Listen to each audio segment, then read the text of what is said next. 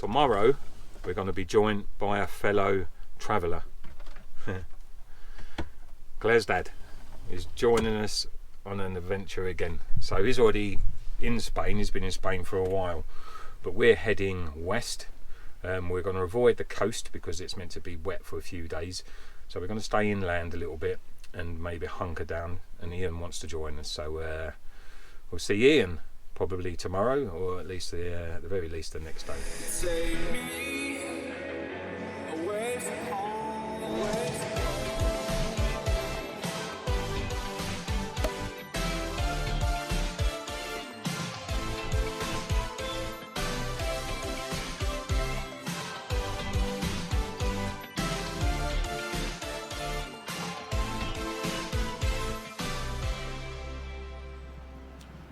So whilst Claire goes shopping at this not so famous supermarket, on the left to put some other provisions away. So we've picked up some charcoal in the hope that we can have a bit of a fire or barbecue, and loads of water to go inside Freddie, because it's just cheap as chips here.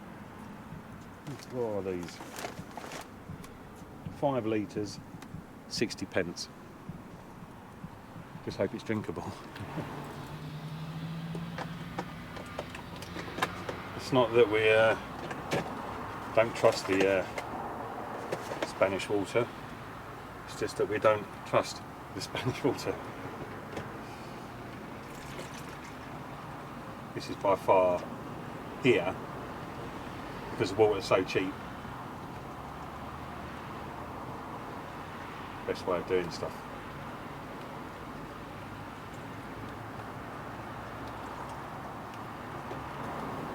So another thing to consider if you're coming and driving from the UK down through France and into Spain,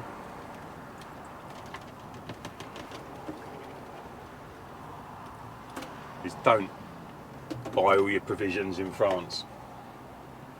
Have enough from enough grub and bits and pieces from the UK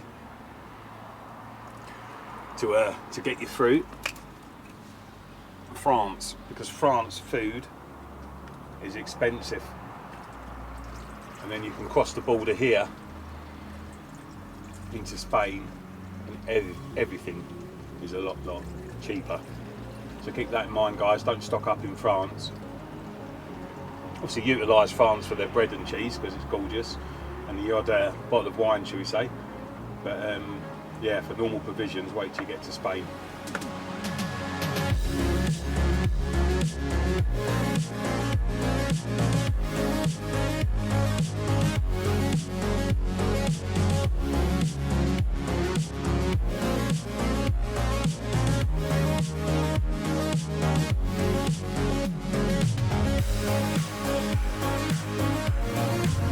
Here's Reggie.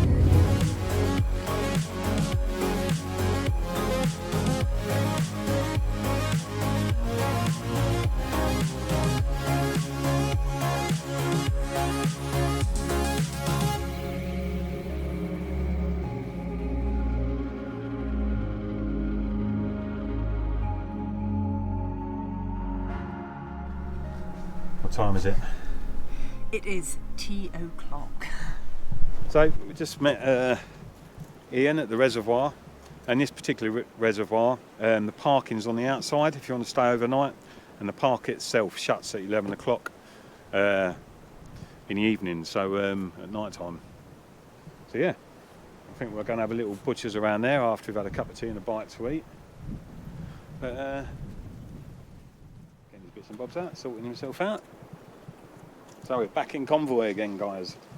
Bit of company for Ian. And for ourselves also. I was going to say, and some better company for me. It's nice, isn't it? So, Okay. what you got there? Got a new sticker. Pamplona. But we're running out of space.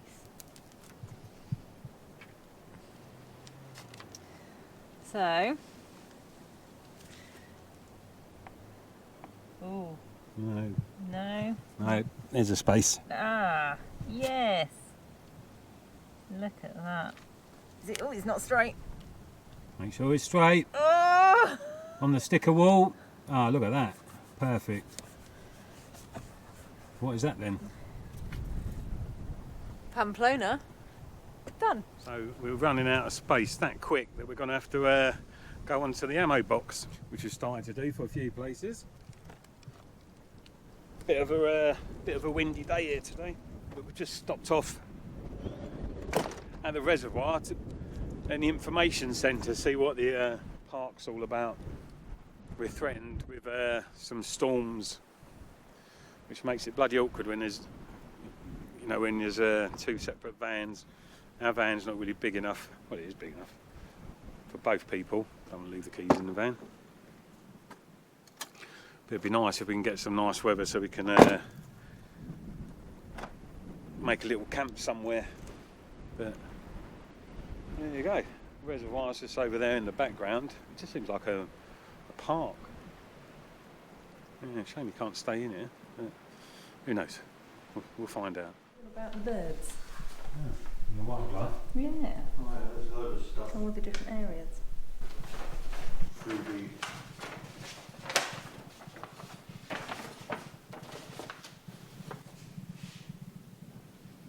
So it is a little bit windy here on this reservoir. However, it's very, very picturesque, and I should imagine in the summer it's absolutely beautiful. There's some man-made beaches here. It's meant to be one of the bird watchers' top 10 places in this region. Just been to the information centre. What's quite interesting is in here are villages. So around 1945, we'll find some more information about it, but around 1945 the reservoir was declared, and the villages they were kicked out, and they're now underwater. Normally this would be an ideal spot for me to get the drone out so I could have a look, but not today. It's far too windy. So yeah, we'll leave that footage for another time, but it's an impressive sight.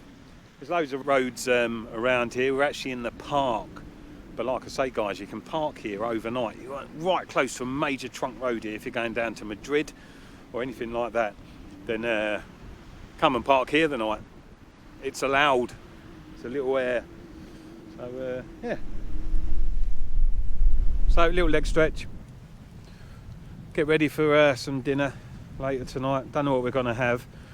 We've got chicken, steak, sausages, bacon. Decisions. Or we could just have a massive mixed grill and have it all in the one. Claire won't agree to that. She'll ration me down. That's for sure. Never ration you, dear, except I don't think we've got any sausages. But we have got chicken. We've got chicken, and we've got bacon, Yeah. and we've got some steak. Yeah. But we haven't got sausages. Oh. We've got chicken burgers. Oh, and chicken burgers. There you go.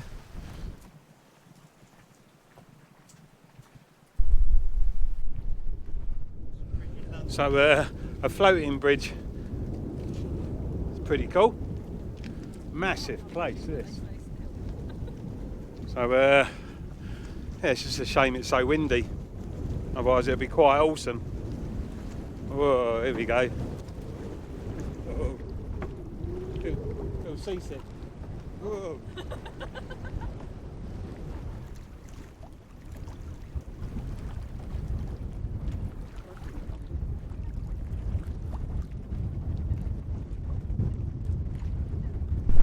It's all fun until someone gets hurt.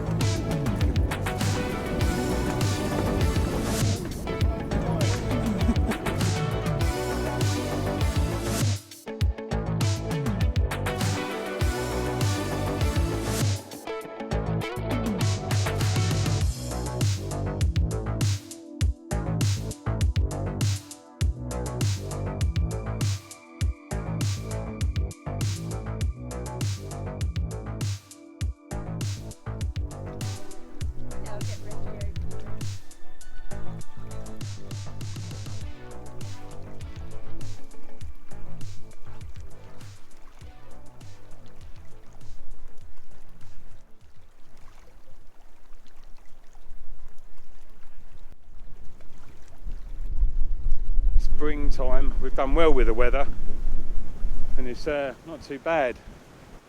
But when we look over here, we've got to watch that we don't get caught out. All the clouds are being compressed over the big ridges in the Basque country here. And the last thing we want is to find ourselves underneath a cloud of rain, that's for sure, wearing what we're wearing. But yeah, lovely part to look around. There's a beautiful old church over in the background here. But, yeah, something a little different.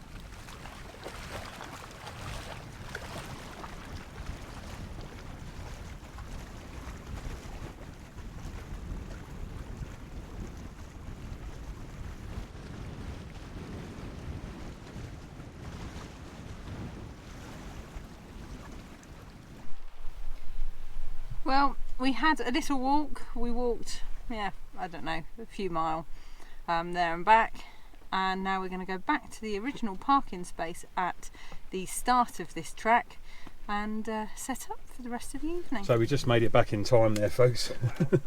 Kind of, a little bit wet. So yeah, we're going to go and claim our spot for the night, and then it'll be lunchtime, that's for sure. So we'll see you back at the start of this park. Lunchtime? Nearly 4 o'clock. It's always lunchtime. I should imagine that during the summertime these bays would be full. There's loads of them here. If you're out of season, guys, then this could be an absolute ideal place to stop over, just off the major trunk road here. So what's going in there, missus? Butter, burger cheese, and Tommy K. And butter, burger cheese, chili barbecue, raw onion, and then both bacon. Don't like doing it in the van, do I, folks? But on this occasion, Yum.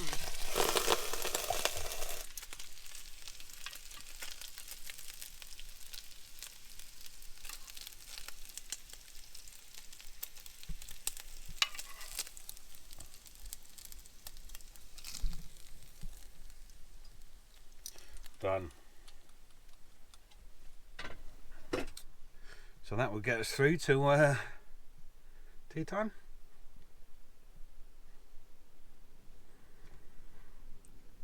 Not bad at all.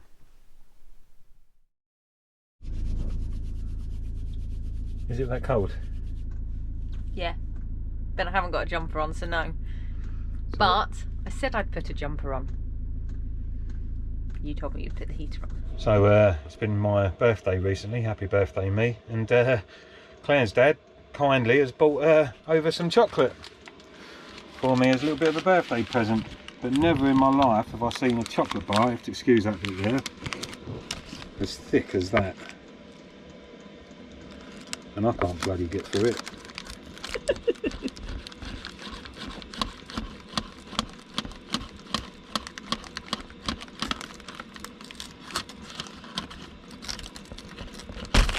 Hey. Wow. Happy days. Question is, can you actually eat it? Not too sure. Took a knife to cut it. Mmm. Like Bourneville, dark chocolate. Quite lovely. Thank you, Ian.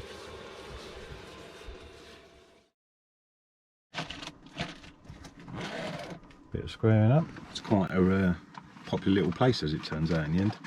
It's not packed in here. There's in total 5 vans. So yeah, very, very peaceful. Everyone was very, very respectable. And a good night had, if not for a very chilly morning. It was a very cold start. So the good thing about this place, I think, there's loos actually in the park itself as well. So after a little convenience stop, we'll be on our road. Be on the road? On the road. After a little convenience stop, we'll be on the road. You're still my favorite queen of the night, my friend. Let's drive off again. Let's drive off again. Well, good morning, folks. So we've just left that site by the reservoir and we're now heading for a place, a historical place called Gernika. I think I maybe mentioned it yesterday or the day before. We're going there, Ian spotted it. It's meant to be quite a historical place. is where Franco ordered the bombing of the village, in which the Germans then were able to test out their new aviation weaponry. So we're going to go there, have a look around. It's about an hour up the road, and it puts us towards the coast. There you go. Let us where we fall, once know what's right, my friend. Let's ride through the night. Let's ride through the night. So the site we stayed at last night was lovely, peaceful, fairly flat as well. So no sort of head down or tilting to the side. Nobody was trying to fall out of bed, which was quite nice. I think there was 5 or 6 of us there last night, and everybody was respectful and quiet. So that's good. And no, well, we certainly didn't hear anybody leaving this morning, even though they did. So yeah, definitely well worth a stop there. I think in the summer it'd be a lot busier. However, I think it would be worth it. I think you could probably spend a couple of days there and walking around the nature reserves and around the reservoir, and it could be a really lovely stop. So yeah, maybe one to put on the map. The good thing about it, guys, is it's directly off the A1, which is a major arterial road. We'll keep on going into the sun. We won't be slowing down all night. You're still my favorite queen of the night, my friend. Let's drive off again. Let's drive off again.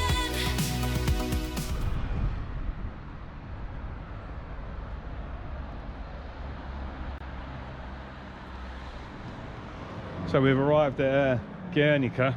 It's quite a sad story, really. That Franco, it's the first time aerial bombardment had been carried out on a civilian population for no military gain whatsoever. And it was the Nazi Germany that carried out the operation. So Franco made arrangement with the Nazis to absolutely obliterate this civilian village. Did have an ammo factory. The ammo factory is there behind us, but yeah, an interesting history. Not the most beautifulest of places. I'm sure we've only just got here, there might be more stuff. Gernika is a small town of the province of Biscay in the Basque country. On April the 26th, 1937, during the Spanish Civil War, Gernika was the scene of a massive aerial bombing carried out by the Nazi Luftwaffe, where 1,654 civilians were killed.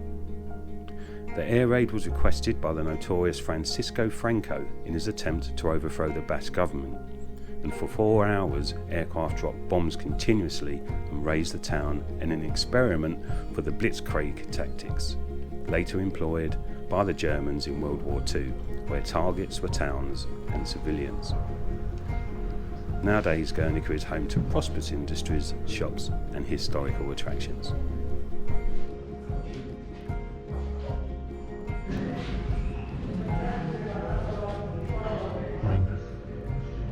So just up in the square is where the air raid shelters were.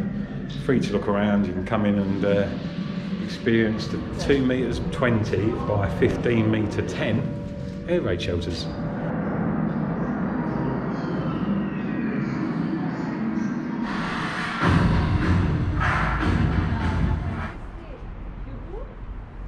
So there's plenty of museums here as well. So we're going to go have a look at another one now, because Picasso famously painted a scene from here.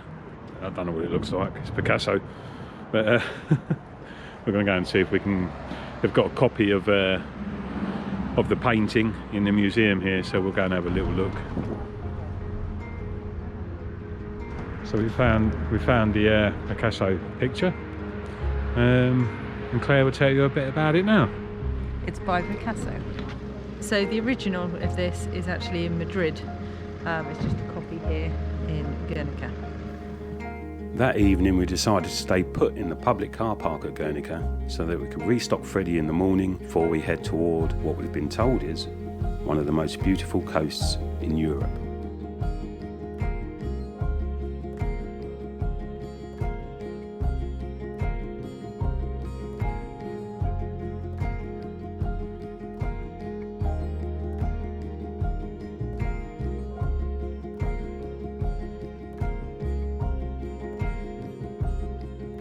Many thanks for watching. Please leave a thumbs up and a comment.